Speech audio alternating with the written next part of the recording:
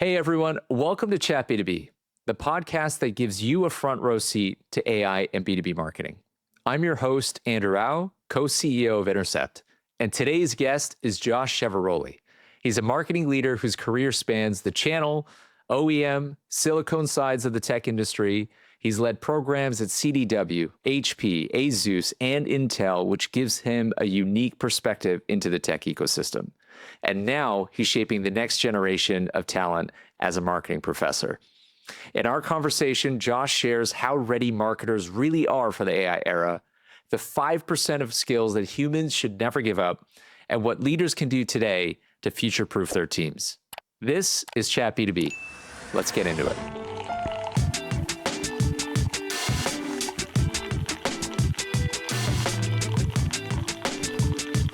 So Josh, you've worked across the full spectrum of the tech world as, channel side, OEM, silicone. Now you're in the classroom helping the next generation of marketers, find jobs and thrive. Do you think marketers are ready to thrive right now in this AI era? What's your thoughts? Yeah, I think about it a lot. And like full disclosure, I've been adapting AI as much as I could as well. Much as I can, I should say. Yeah. I think there's going to be a divide, right? There's those who do adapt and those who don't. Yep. We have to embrace it. It's like a lot of the AI tools are coming. Yeah. I've seen your post on LinkedIn specifically. I just saw how many AI companies have popped up, right? There'll be mergers, there'll be some that go bankrupt, and there'll be more that come. And I think what I tell my students is it's something you have to learn to use and use well. I think, and you and I chatted about this a bunch already. Yeah. I don't think there are aspects of marketing that will be easily replaced with AI, right? You can think of like copywriting, all that kind of fun stuff. Ideation, sure. But I think at this point in time, you'll probably be replaced by someone using AI a little more efficiently than you can. Right. Yeah. Because as employers, as you probably know yourself, like you want efficiency out of your workforce. Yeah. And if it's using AI to build that efficiency, like let's do it. Right. In my previous job, I was bridging two very busy roles, one of the chief of staff, one of my own marketing manager role. And I used AI to its full potential because there's just not enough hours in a day for one person to do both those roles. Right. I was just going to say, what's interesting is like you hear this, do more with less, right? And it's at some point you go, it's not humanly possible to do more with less. Like you need to bring in AI tools to augment you. Otherwise, like you said, like you're wearing two, big hats. There's only so many hours in a day. Exactly. Yeah. You still strive for work-life balance, right? And I think the onus is on the individual himself to get that, right? It's going to be it's a tough. I tell my students like marketing is insanely competitive, right? Now more than ever with AI, increasingly more competitive. And as we walk through the tools that we learn, like one of my courses I teach is the technical skills. As I'm walking them through like Google 360, as I'm walking through any of the social ad buyable, they all have AI in it, right? So it's like you have to learn how to work with AI, right? How to prompt it correctly to get what you're looking for. Do you think that, because obviously you've been around experienced marketing leaders, you're now teaching people that are earlier in their careers, who's more ready for this? Like the sort of the people coming into the workforce or people that are already there? Yeah. As always, I think those that are the early adopters are the ones who are going to be a little more prepared for it. Yeah. And sadly, me being older as well, like the younger generation does a little better at being an early adopter. It's just the nature of it. Not saying that, there are older individuals who are ready and willing to use it and do much so, but we're not talking about a whole cohort of students who are building their whole education on AI, who just know how to adapt it and use it much better than we do, right? Yeah, they're the AI natives. Yeah. Right. I was actually talking to someone yesterday about a similar topic, and the thing we were talking about was how we need more beginners almost in that, like the beginner's mindset, it looks at things from a fresh perspective. It's not like this is how we've always done it, So it's interesting. I mean, there's a lot of also conversation around people entering the jobs and they can't find jobs at the same time. So I don't know, what's the feedback from your students on that? Like, are they having a hard time with that, or what is the job market like for them? Yeah, it's tough. It's tough, and I think marketing overall, for some reason, it's always been, they want someone, a new grad, but somehow has experience. And so, That's right. Yeah. how do you bridge the gap between both unless you're doing internships while you're going to school? And for some people, that's just not unfeasible because they have to pay for school, and so they can't work a job and that's free, work a job that pays for the school and then go to school. It's just it can't happen. Yeah. So for them, I tell them networking is everything. And I take it from my own perspective. I may have been a little more shy when I was in uni, but then as I graduated, I realized the importance of having a network. And I just try to tell them, like, it's all about who you know, right? Like, I mean, even you and I were chatting weeks ago about how hard it is to apply for jobs this day, because there are tools. I think it's like AI Supply or AI Apply. There's this tool that will take all your information and apply for roles for you. And what would take you like a half an hour, maybe more, to draft a cover letter or change your resume so it's adapted to the role, an AI tool will do that in seconds and then apply for you, right? So Yeah. what took you, maybe you have 10 roles that you could apply for a day, and AI is, endless, right? So It's really interesting because, I think about the stats around brand and how B2B, there's like in 90%, and I'm paraphrasing here, but basically around 90% of the time, people come to the table with the brands that they already have in mind, right? In a B2B buying decision. And then 90% of the times, and when they actually make the decision, they're choosing from that list. And I think it's kind of the same way for recruitment too. It's like people generally, you see, move as a cohort, and people kind of follow each other because it's people you trust, versus you do this, like you said, this at scale, applying to jobs. And then it's like HR is getting 1,000 interview or 1,000 resumes, and then HR is using AI to analyze the resumes. And then it's just a weird dynamic. Yeah, it could be frustrating, I imagine, where it's like AI is writing the resume and the cover letter. AI on the other side is looking for keywords and things that they want to screen out for. Who's really doing the work? And exactly. Yeah, it's so true. In which you see large marketing organizations like a CMO will typically bring some of their VPs that they've worked with, or the chief of staff that they had before, because it's the trust, right? They're taking on a new role, which is challenging to begin with. So you want to make sure that you have the right people in place who you could trust and lean on. 100%. Speaking of stats, I'm going to throw a stat at you from Sam Altman, and he stated this a few years ago. And he says 95% of what marketers use, agencies, strategists, and creative professionals say will easily, near instantly, and at almost no cost be handled by AI. So that's a bold one that I think has triggered a lot of reaction from marketers. What is your reaction to that?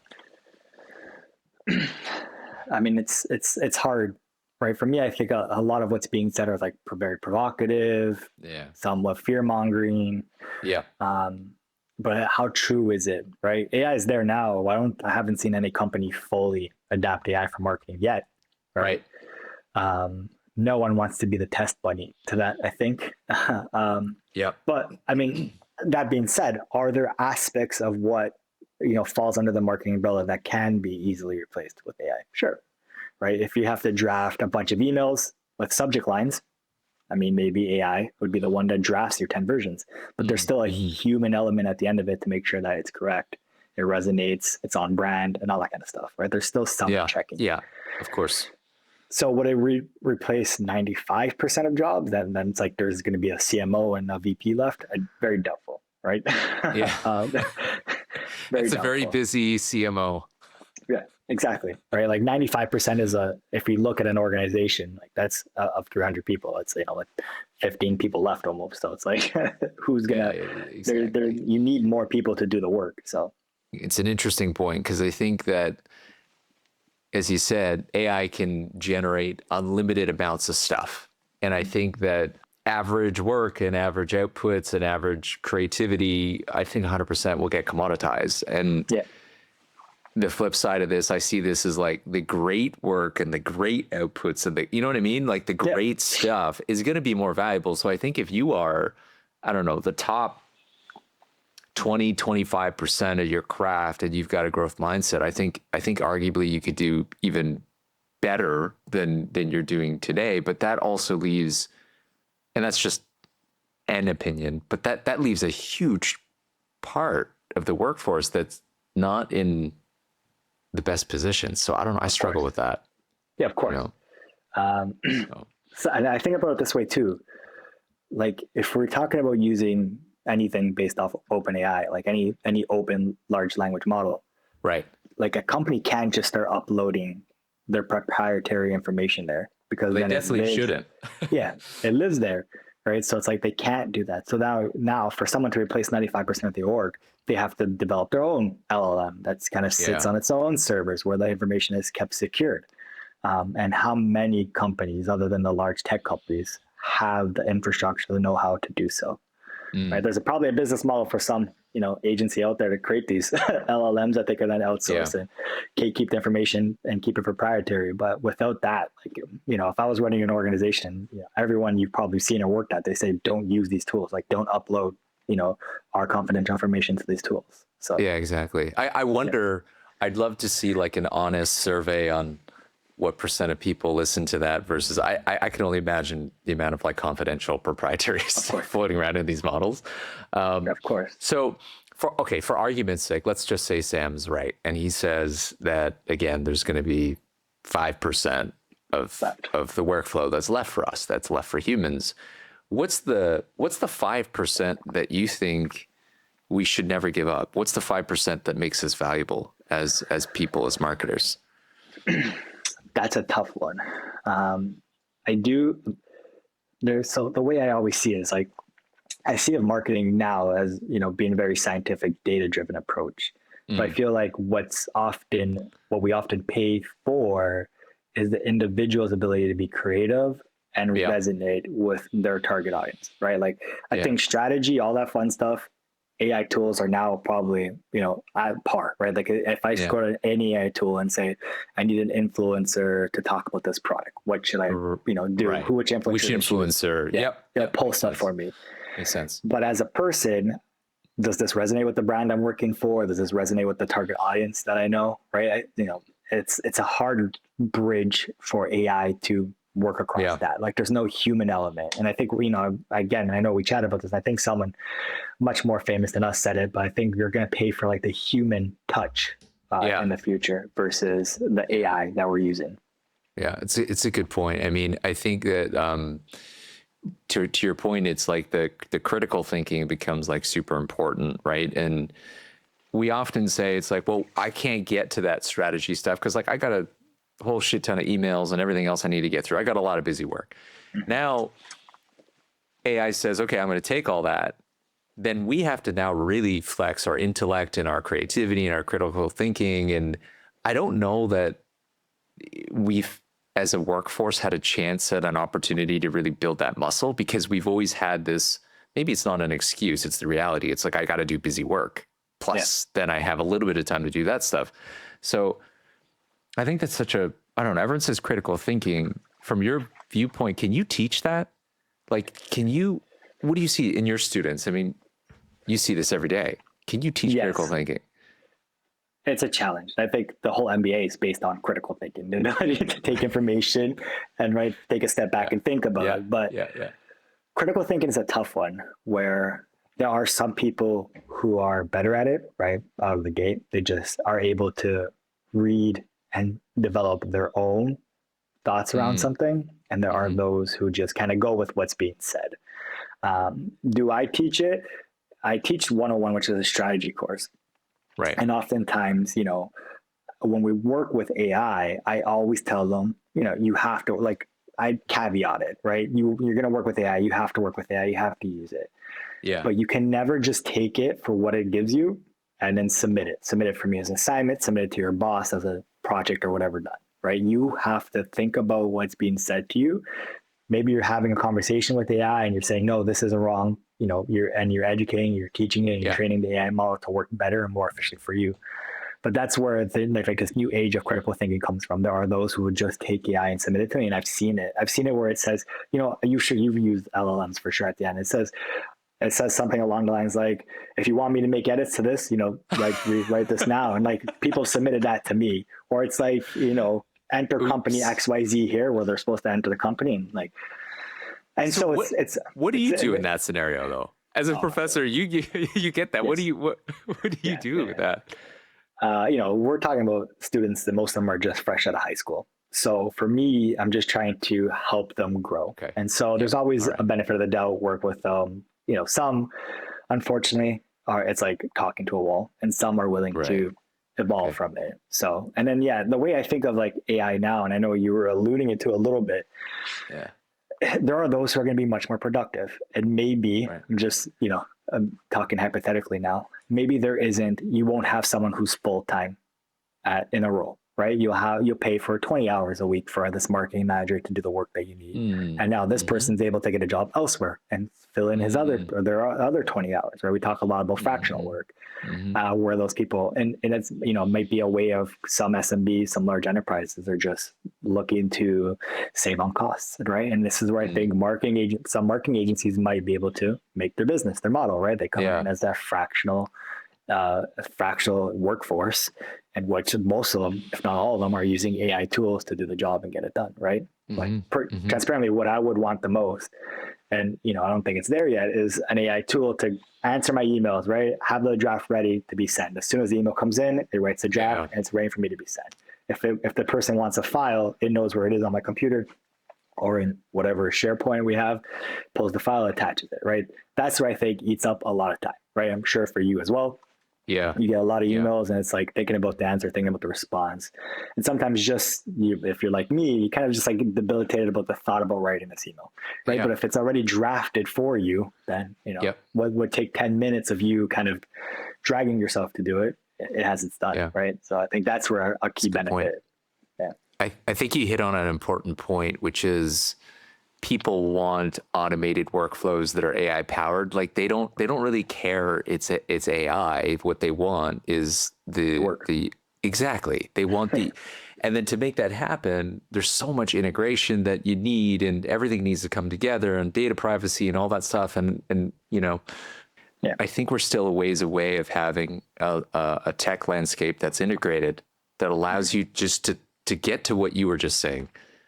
Email comes in, auto draft response, ready for you to review, hit send, basically agents being able to help act autonomously or semi-autonomously on your behalf, and intuitively too. So what happens if the server goes down? How productive is that person who uses AI? Exactly, right. And that's the thing too. I think about with my kids, like who are now 11 and 14, where you want them to be fluent with the tools, because I think if you're not using it, you're going to get left behind. At the same time, when you and I were coming up, and we had to do the hard work without the AI support that's explaining everything to us. Like there's something that we learned in doing the hard stuff. Like it wasn't the concept itself necessarily, but like going through that. So that's key. It's like, it's almost like you need these experiences where you take the AI away. Can you do it on your own? Can you exercise that critical thinking? Can you still do these tasks? I think that's important too. Yeah. I remember being in like calculus or even stats where it's like you have to buy the one calculator. It couldn't, like, this is the only calculator you could bring to the exam, and you have to show your work. Now candidates do that what we used to do. And I think that's a challenge too. Yeah, and I think it's going to affect them in a way, especially the much younger ones who are born in this AI world, and everything that they're going to encounter with is AI. Can they function with, and during a blackout, basically? How can they still get their work done? What do you think is the biggest misconceptions that you hear, either from your students or for just, again, marketers in the tech industry, misconceptions about how AI is going to impact their work? What comes to mind for you? Yeah, for me, I think it's this understanding that marketing is gone, right? Or aspects of marketing are gone. I think the core values of what we do as marketing managers are still there. And I say this all the time. It's like in the business world, right? Marketing is the one umbrella or BU that like bridges the gap between the creativity and the data science or the scientific, financial world. Yeah. And as I've been using LLMs from as long as I could, right? Big nerd into it. And I've seen it progress.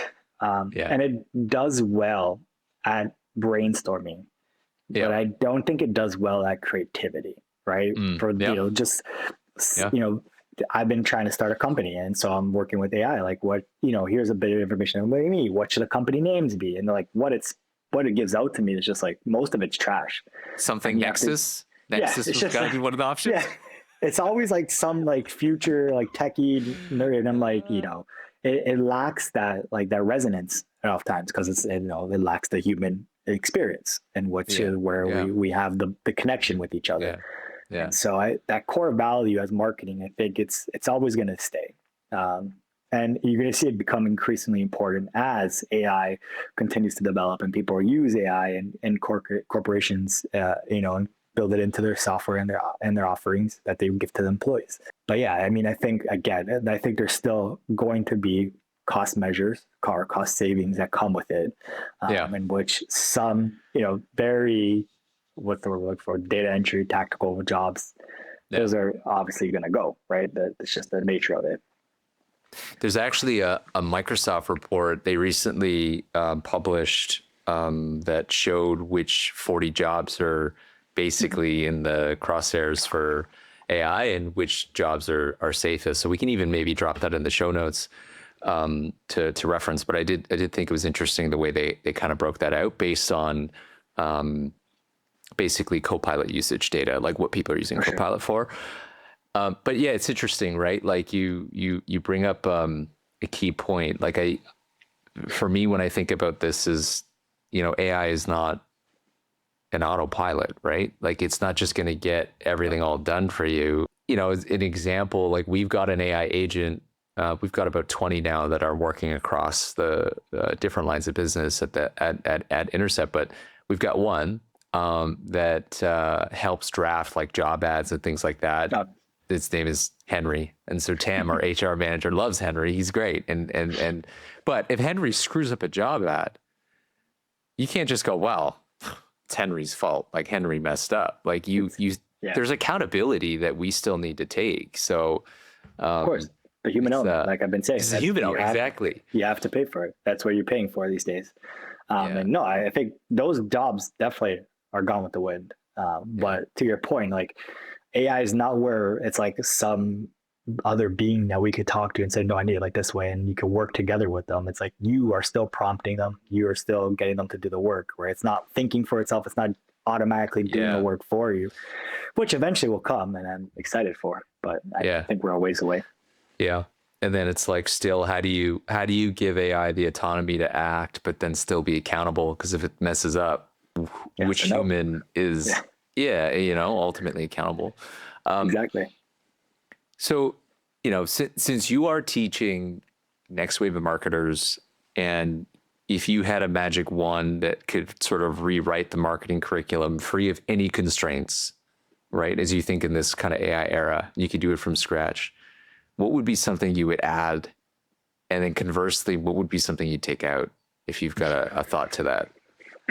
Yeah, it's a good question. I haven't really put much into this, but so I guess for reference, the two courses I teach strategies, which is like an intro 101 course. Yeah. And I teach technical skills, in which I'm walking through CRM tools.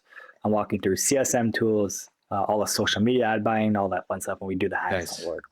Nice. So for the technical skills, every one of those dashboards has its own AI capabilities, right? If you were to go to Google Analytics, you would see Gemini in there all over the place, pulling out facts. AI powered. All right. Social media tools have all the same. And then they're even drafting what your ad would look like, right? You could use any one of their AI tools to create your ad on social or DV360, what have you. And then you can use AI on any of the CSM tools when you're building a website, right? So it's like, I tell them, like, prompting is what's going to make you efficient at AI, right? If you have to prompt it 10, 12 times to get what you're looking for, someone out there is doing it 1, 2 times, and they've already, ran circles around you. Great point. So play with it, learn how to prompt it, And the key point that people, miss when they're working with LLMs is the ability to train an LLM, right? Like give it information, right? Don't just say, I need an email, write me this email. I work at company XYZ. This is my role at the company. I need an email drafting these following statements coming from the tone of the VP, and like train the tool, right? Give it much more information. It's not in your head. And so I tell them that. So that's something I would add. Like I'm trying to incorporate more AI into all those tools. And the same with for 101 too, because like 101's a lot of like, you have to brainstorm when you're thinking about strategies, right? There's a lot of personas that you're going to create. Can you get information of personas? And what used to be expensive and take time is research, right? There used to be a time, like, as you know, you had to go to scholarly articles, you had to, use your websites, you have to read the data, right? And I think it's ChatGPT, but it has like the deep search, the deep dive, I don't know what they call it. Deep research, Deep research, right? And, I tell them like, they don't, I see I do it as a test, basically. I say, let's look at like, who do you think the target audience is for this product? And I give them like 10 minutes in a private room and they all work on it. And they come back and most of them, right, are still like Googling themselves. And then I pull up ChatGPT and I say, who is the target audience for this product? And I do the deep search and it's like what it pulls out would have taken us hours. And it just gives you the data like this. It's pretty incredible. Right. And, more times than not, it's accurate, right? And it has everything sourced. So if you want to check a source, you could click it and go right to it. That's profound, right? Like I remember writing essays and business cases, and it was just the amount of time it took to do research was the biggest part. And so I tell them like research and data is the foundation of your strategy, right? We always go back like, this is the strategy. You're going back to the strategy. And so by them being able to get so much research and data is what in one part amazing because we never had it before and they could do it easily. On the other part, some of them struggle pulling out what's important, right? And so that's where the critical thinking comes into play. It's like the AI tool is not going to pull you what's critical for you, right? You have to look at the page of data it's given you and it's like, okay, what of this either proves or disproves the hypothesis I'm putting forward when I'm creating the strategy. And so that's really what I'm looking at and how to incorporate that in the strategy course. Because it's a challenge, right? Setting that critical mindset is a challenge. I love that there's that hands-on practical part of the education because I think that's something that I think education in general could use more of because again, two kids thinking about when they go to university or college and it's like, is that the right place for them? Is a 4-year program the right place? Then unless you're getting some kind of like hands-on experience, like you are bringing to your students, which is progressive, I feel like you can only learn so much in the theoretical, like you got to bring this like hands-on. So, and what was also interesting too, when you're saying like teaching them how to prompt, teaching them how to think, I think you're also in a way teaching them how to be a good manager because I think a good manager gives context. A good manager gives, okay, well, this is why we're doing it. This is what good is. This is what I don't want. Like, so those are like, I think those are really cool life skills. That's really awesome that you're doing that. I want them to be, a team player, their world, our world. But my plan, what I tell people, it's like, never leave it in a worse position than you came in, right? Do your best. They're there. And that's how you build your network, right? You meet these people, they know you do good work and you move on. And that's what I want the students to do as well. And then to your point about maybe this was your experience as well. When I went to university for my Bachelor of Commerce, all of my professors were theoretical. They graduated undergrad, they did their postgrad, they started teaching. And then when I went into the world, and I'm now in like one of the most competitive industries, right? The tech, the silicon space, highly competitive, right? Without the experience, like you don't know how to act. You don't know how to compete against another brand who's up and coming, who's blowing you out of the water based on products. And that comes at a challenge, and you have to have that hands-on experience. And so every aspect, every course, every class, I'm always bringing it back to one of my work experiences, and I show them real world examples, just to help it resonate, because I think that's what I missed. That's what would have made my educational experience a lot more profound, I think. If you were at a Fortune 500 right now, where would you put your budget and where would you focus training for your team if you want to get them like AI ready and ready for this next this next chapter for us, what would you be doing right now with your team as a leader? Yeah. So yeah, Fortune 500, one of those companies where it's like using those externally facing LLM tools that everyone's familiar with. It's like a no-no. Like I've been at companies where it's like you open that tool and you immediately a big pop-up saying, be careful what you enter. Like everything's being monitored, right? Some companies you can't even put a USB to your computer without it being flagged to your manager. Yeah. So everything's being monitored and controlled. But what I would do, like what I would hope that a lot of leaders do, is help upskill, because there is a big divide, right? Like there's going to be a generational change. We know how many baby boomers are in the industry, and we know how many are on the verge of retired, baby boomers and Gen X in general. And then millennials and Gen Zs are up and coming. And there's a divide, right? There are those of us who born with computers and those of us who are, now are just leadership roles and they don't really get their hands dirty anymore. But if we could upskill, if we focus on upskilling, focus on teaching people how to, engage with LLMs, we know what's going to happen, but can we teach people to do it from a corporate friendly way where the data isn't being shared? You know what I mean? Like isn't breaking that data restriction. And then how to use it for their roles, because their roles are different. And then everybody uses AI differently. Right. And my whole point of it, even when I was, leading a team, I would teach them about the proper ways to prompt, about using it. There is not for some people, there might still be a stigma of why you're using AI, right? But for me, there was never a stigma because, it's just a new tech, the new thing that we're going to use, just like the calculator, all that kind of stuff. Yeah. And so, destigmatizing it in the workforce is important. I think a lot of the companies I work for did a good job at doing that and continue to do so. And for those that can build their own internal LLM, I think that's key as well, right? Yeah. Because then they know their information is safe. But when we talk about image generation, video generation, I know it's on the horizon, but you and I know it's not there yet.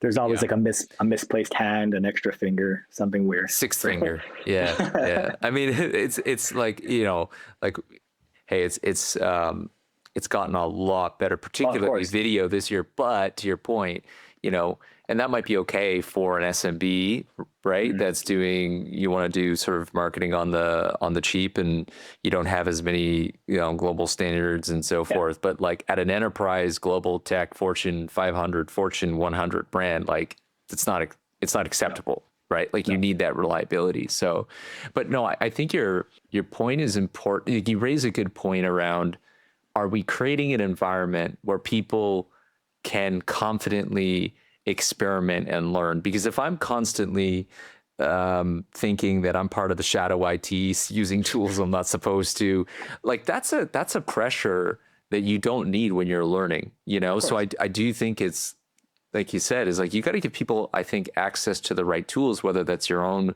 model, whether that is an enterprise license to a model where there doesn't go back to train the broader model. I think there's got to be clarity, because I think if there's not clarity, there's people freeze, and then everybody falls behind. So I think you raise a really good point, is we got to be clear on what you can and cannot do. Here are the tools that we're allowing you to use. I like that. Encourage them. They have to start using it, right? Encourage them. Everyone's adopting Copilot because it's off of Microsoft 360 and they're going to package it together. Sure. Right. But there are other tools out there that they can use, right? There's lots of cool, popular tools out there to create anything, just from your prompt. I think, to your point, obviously some large companies can't start degrading the work that they put out in their marketing, because then it's there's you could disenfranchise your customers by they used to create these high beautiful things, and now I'm getting this terrible generated images. It's just that it leads to disenchantment, I think. Yeah, no, I agree. Be brilliant at the basics. Really, I think it's the challenge is more human, than it is AI. It's it's the classic sort of change management stuff. So for a marketer who's thinking, well, I don't want to be replaced by AI, what are the key things that they need to start doing themselves to be indispensable in, the next 3-5 years? What do you think? Because I think you said before, we need to take accountability for that as individuals. So what can individuals do? Yeah. So the way I look at it, like I said, and going back to an earlier point where there are just some aspects of marketing which are a little more on the cut, like on the cusp of being cut, right?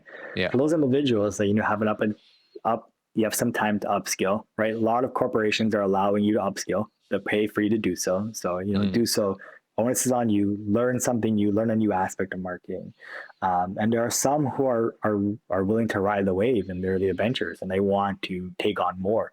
And they're going to use AI to create something, to generate content, and they're going to take it to the next level. Suffice that being said, there are pros and cons to each, right? I feel like if you're on a lot of the social platforms like I am these days, you can see a lot of content on it is being written by AI. And to me, there's the loss of the human element, right? Like I know a lot of people who are using AI to do a lot of posts, and I know them like, you don't write like that, right?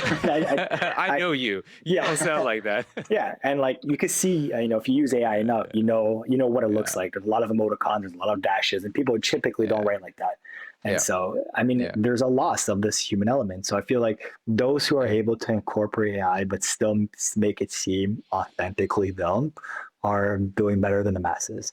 And those who are in one of those roles that are going to be cut because it's data entry, it's very tactical, low value. Like your time now is to upskill. Like don't sit on it. Like learn something new. There are a lot of programs out there, and oftentimes your corporation, depending where you are, will pay for it.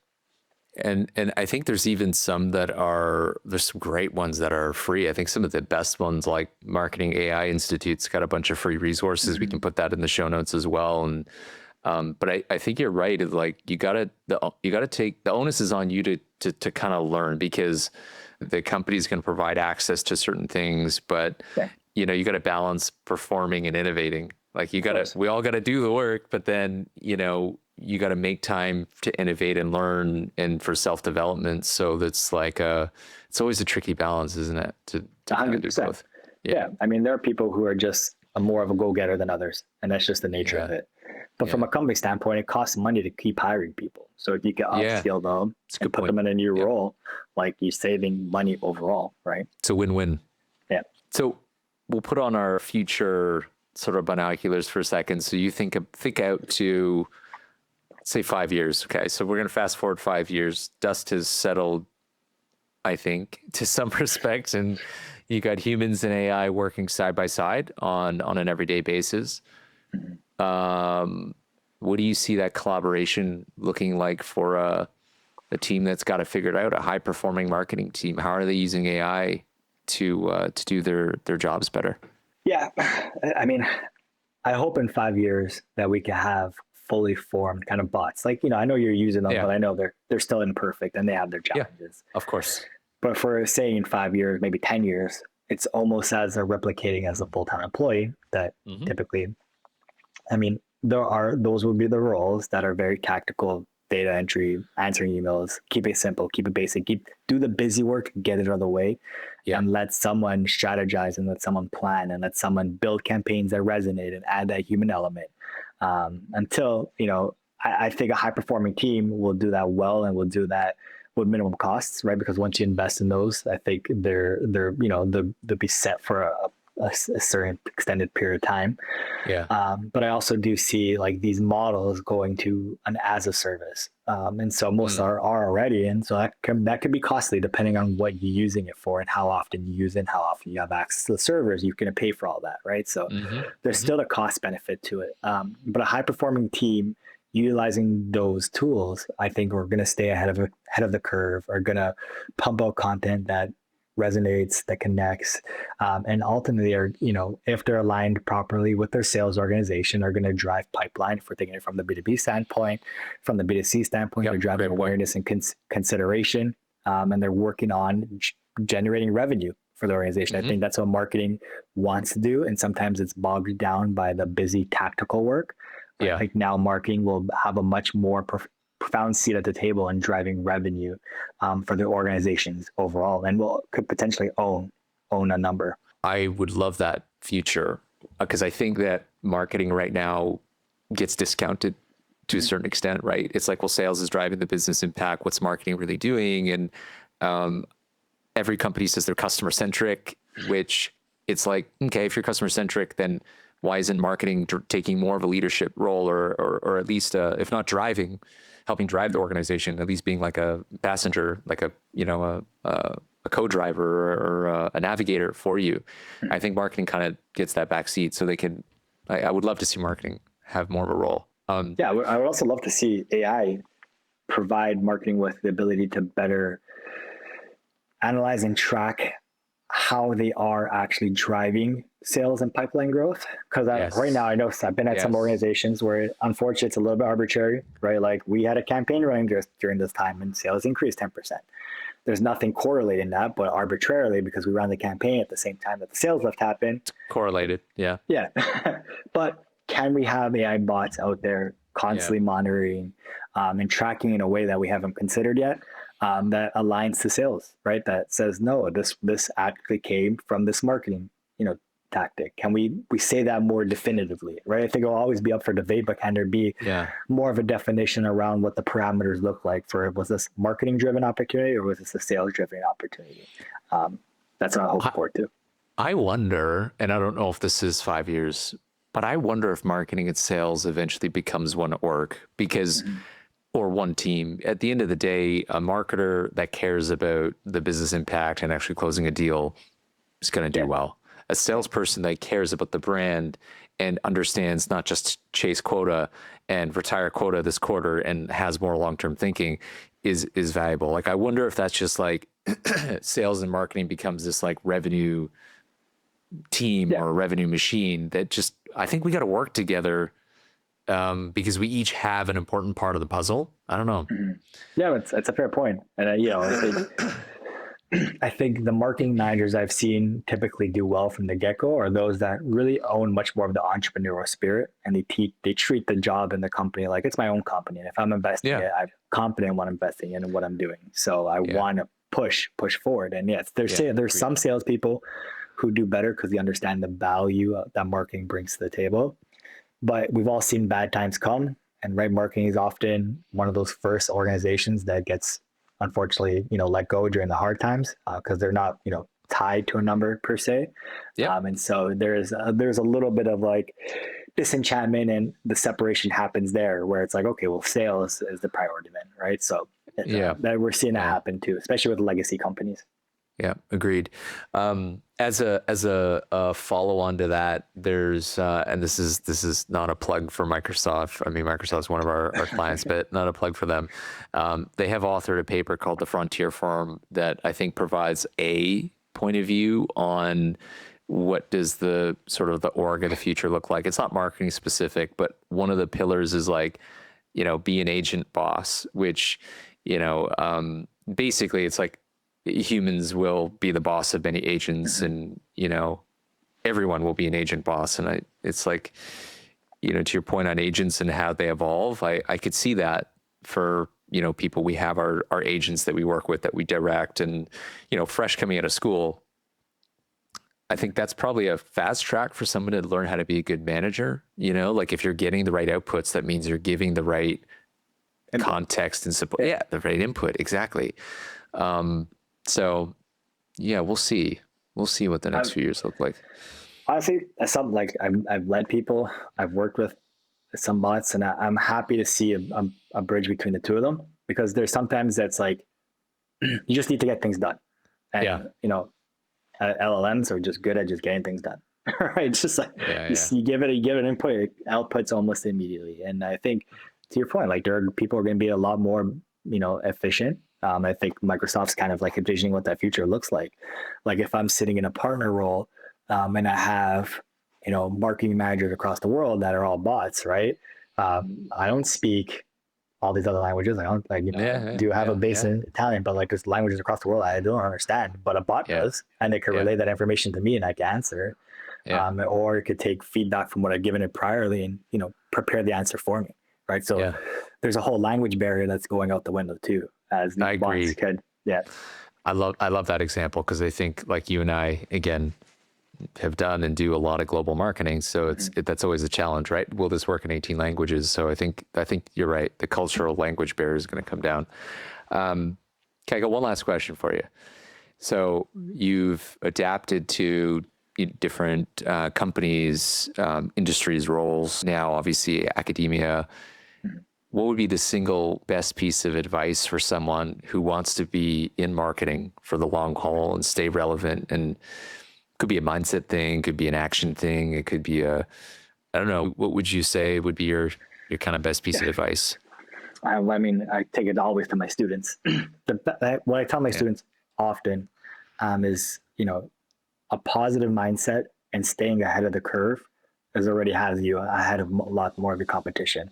Right. Yeah. We could all sit here and start, worried and, be, almost immobile because, oh my God, 95% of the jobs are going to go. But there are people who are going to adapt themselves and be ready for it. And there are people who won't because they had that negative outlook. And I tell things are changing, they're changing rapidly. And I often use even in my 15 years, I've advertised on social channels that just don't exist anymore. Right. And now social channels that I use that didn't exist when I started. And now we have AI and there are tools that we use today that won't exist in 5 years. And there will be tools that we haven't even thought about that are going to be here in 5 years. If you constantly stay on top of it and ahead of it, that's what as a manager and what I've seen in my jobs that I worked at, that's what, your employer wants to see, right? That you're willing to take what's coming, and work with it, right? Not, be kind of immobile, by it. You want to be able to adapt it and bring it to your life, and into your work. And so I tell them, you have to stay positive and you have to be willing to adapt it, right? You're not going to have a choice. Every tool you're using, when I show them, when I started doing ad buying, there was no such thing as AI. When I got my Google Analytics certification, there was no such thing as Gemini. I was pulling reports myself, right? I couldn't just state, give me your data on the last 3 years of sale and something pulls it up like that. I had to go back in Excel sheets and pull it, or Google Sheets and pull it. And I'm you have to be ready to adapt this, right? Because there's going to be someone who is, and that's willing to, in this very competitive industry, that's willing to take your job or assume your duties, right? So you have to be ready for it. It's a great point. And it makes me think everything, and again, I'm borrowing from somebody here, but it all starts with hope. You got to have hope, and you got to think that you can do it. Because if you don't, it's game over already. You gotta think that it's possible. So I love that.